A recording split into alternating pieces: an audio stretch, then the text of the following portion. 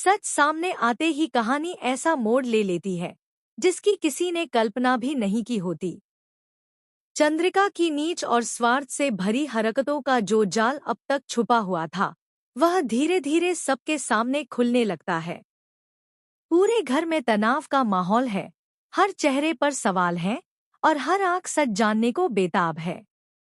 इसी बीच प्रभात को जब पूरी सच्चाई का पता चलता है, तो उसके अंदर सालों से दबा गुस्सा और दर्द एक साथ फूट पड़ता है। जिस माँ को वह देवी समान मानता था, उसी चंद्रिका की असलियत उसके सामने आई होती है। प्रभात का दिल टूट चुका होता है, उसकी आंखों में गुस्सा, धोखा और अफसोस साफ झलक रहा होता है। वह सोच भी नहीं सकता था कि चंद्रिका जैसी माँ इतनी नीचे गिर सकती है, इतनी स्वार्थी और निर्दयी हो सकती है।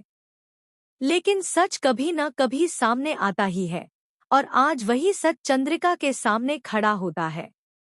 गुस्से से कांपते हाथों के साथ प्रभात आगे बढ़ता है और बिना कुछ सोचे समझे चंद्रिका के गाल पर एक जोरदार तमाचा जड़ देता है।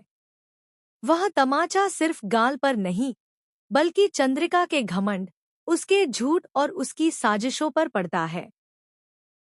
यह तमाचा चंद्रिका पूरी तरह डिजर्व करती है, क्योंकि उसने जो कुछ वसुधा और देव के साथ किया है, वह कोई भी माँ अपने बच्चों या बहू के साथ कभी नहीं कर सकती। उसकी वजह से उसका बेटा अमेरिका चला गया, परिवार टूट गया और घर की शांति खत्म हो गई। दूसरी तरफ वसुधा का त्याग और बलिदान हर किसी का दिल छू जाता है। वसुधा ने जो सहा, जो कुर्बानी दी, वह आज के समय में कोई भी लड़की शायद ही दे पाए।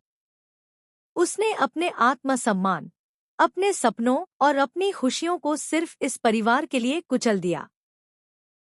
इसके बावजूद चंद्रिका ने उसे क्या क्या नहीं कहा, कभी पैसों की भूखी बताया, कभी प्रॉपर्टी के पीछे मरने वाली कहा, कभी उसके चरित्र पर सवाल उठाए।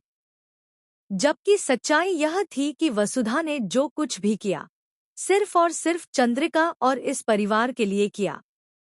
उसने कभी कुछ अपने लिए नहीं मांगा, फिर भी उसे अपमान और दर्द के सिवा कुछ नहीं मिला। अब जब वसुधा घर छोड़कर जा चुकी है, तब चंद्रिका को अपनी गलती का एहसास होने लगता है, लेकिन अब बहुत देर हो चुकी होती है। जिस घर की लक्ष्मी को उसने खुद बाहर निकाला, अब उसी के बिना घर सूना और बिखरा हुआ नजर आने लगता है। चंद्रिका का बुरा वक्त अब शुरू हो चुका है, क्योंकि न सिर्फ वसुध,